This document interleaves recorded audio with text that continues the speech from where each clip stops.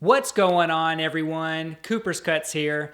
I know that most of you know me from Instagram only, and you have been following along with me in this entire crazy journey that I've been posting stuff on there. Thank you very much for being with me here on YouTube. This is a first, well, kinda, sorta. I think 7 years ago, I posted 2 videos. I don't know, time lapses of paper cuttings that I've done. Anyways, I know that in the past year, my posts have been very few, far in between, almost non-existent. I apologize. But where I am now, my last internship at NASA is starting to end. My last semester in college is slowing down a whole lot more. And I figured that this is a perfect opportunity for me to start back in doing one of the things that I truly love, and that is paper cutting. And since I am very limited to how much video I can upload onto Instagram, I figured that I would upload some more in-depth discussion onto YouTube for those that are interested about my pieces. But before we get into the montage of this piece, I'd like to give a little backstory of why I cut this piece. Again, as some of you know, because you've been with me for so long, you know that I went to Columbia, I taught English there, I met my beautiful wife who was a Colombian. We came back to the States and we got married. That was 5 years ago. That's crazy. That's truly crazy. So fast forwarding to today, after going through her fiance visa, her temporary green card to her permanent green card, and now to becoming a US citizen. So basically, that's what this piece is about. It's very symbolic in the sense that we are thrilled and so excited that this visa journey has finally come to an end. So with that in mind, let's jump right into it. What you see here is basically the design process for every single piece that I do. I always start out with printing out my designs on just regular printer paper, normally inverted.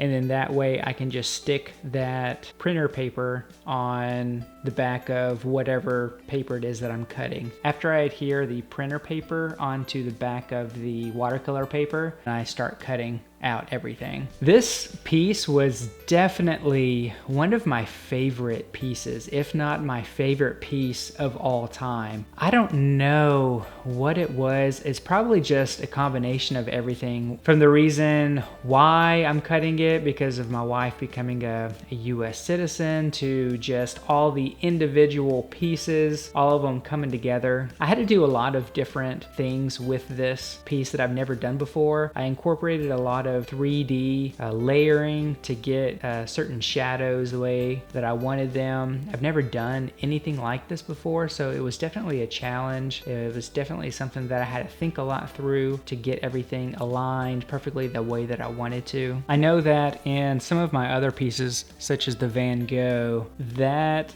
dealt with a lot of different layering, so I can't remember exactly how many pieces of paper the Van Gogh is. I think it's like 27 pieces or something like that, layered on top of each other to definitely give a 3D effect. This is a little bit different in the fact that it was all one color, the city, the landscape, and then you have the waves out in front. Just the way that I had to think through it and the way that I had to organize everything and put the layers on top of each other. What I had to do in some areas to give it more of a depth of field is I had to put these little square spacers in between each building to help each building be a different depth. Basically is where I start to assemble everything. Yeah, so I use the Art Blades container to help keep some of the pieces held down as the glue is drying. Because what it wanted to do is whenever I was laying down each piece is it wanted to come up and not lay down flat. So I had to have something that was not too heavy, but not too light also to help keep the contact of it drying in place. So to give further explanation, if you see that single strip going across at the bottom of the buildings, I use that to glue all of the buildings onto, so I'd have some point of reference whenever I am putting all these buildings down on top of the final piece. It was just, I figured that this would just help with guiding and aligning all of the buildings up a lot better than just individually placing each one onto the final piece. Some of the buildings that I cut out and I glued on there actually folded them so that you could see more of a 3D look. I've never done that before, so that was like extremely challenging for me to do, just to kind of figure out exactly which orientation the building should be set up, which orientation I should fold them, how I should put everything. It was all extremely challenging for me to just think about this and then get everything that I wanted to get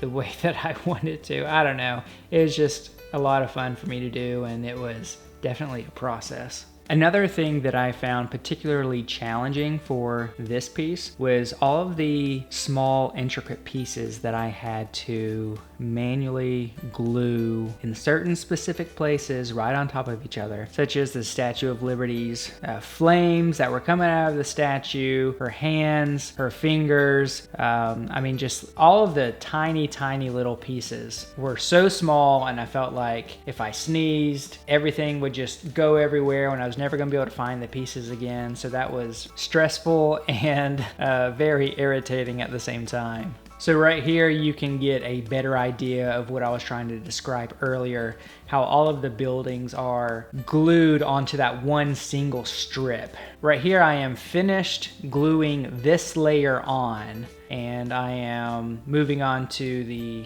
next layer.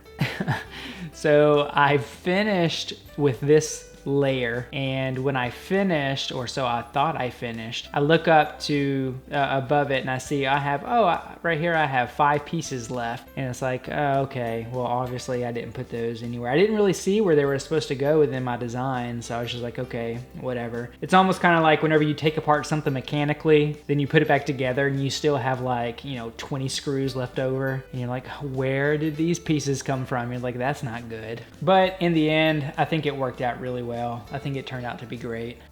Another thing that I really like about this design is the simplicity of it. This piece only has 3 different colors: the blue, the red, and the white. Technically, I don't think white is a color, but whatever. With it only being 3 different colors and it having the depth that it does, I'm very pleased with the way that it came out.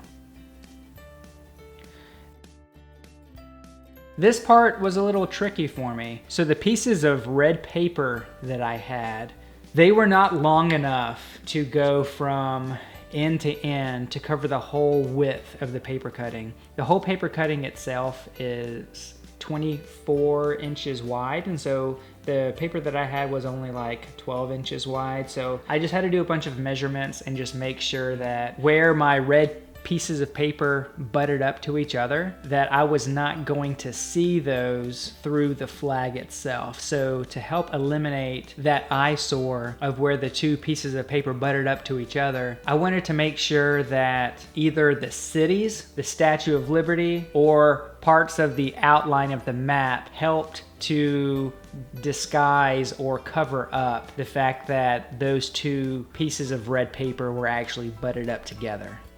This was another challenge for me. So the white stripes, oh boy, were those difficult for me. I didn't have like an art paintbrush. So the way that I applied the glue to the back of the white stripes was by a X-Acto blade. I just scraped up some glue and just scraped it on there, and boy, did that not really work at all whatsoever. I think by me scraping, also with a combination of the glue itself, it stretched out the flags. So as I was pressing it down onto the red paper, it was not flattening out all the way. It was like starting to bubble up in some places. So what you see is, you see that big book that I just had to like put it on there and just flatten everything out once it dried. And yeah, so you see me here just putting everything together now. It's finally starting to come along. It's finally starting to look like something coherent. And this was definitely my favorite part, just looking at everything come together and being able to see it all come to life. Here's a close, detailed shot of everything. I think it came out very, very well. Came out very nice. I'm super pleased with how everything came out, how everything came together. Definitely one of my favorites. I really think that this is absolutely my favorite. I just love all of the detail. I love all of the shadows that all the white create, all the buildings create. I just love everything about it.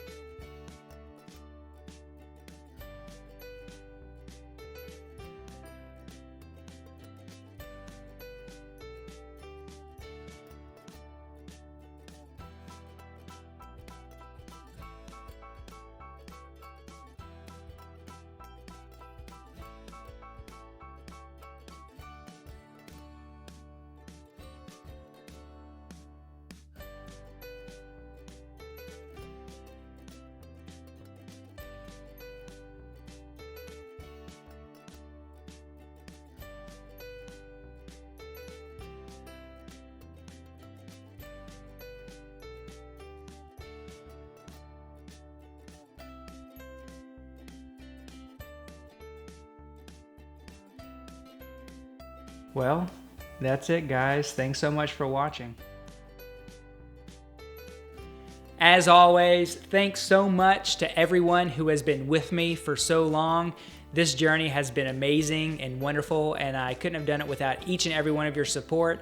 I'm so thankful for all of the friendships that I've made along the way and all the pieces that I've been able to cut out for everyone. It's been truly an honor and a blessing, so thank you so much. And if you like this type of content, then please give it a thumbs up and let me know in the comments what you do or didn't like about this video.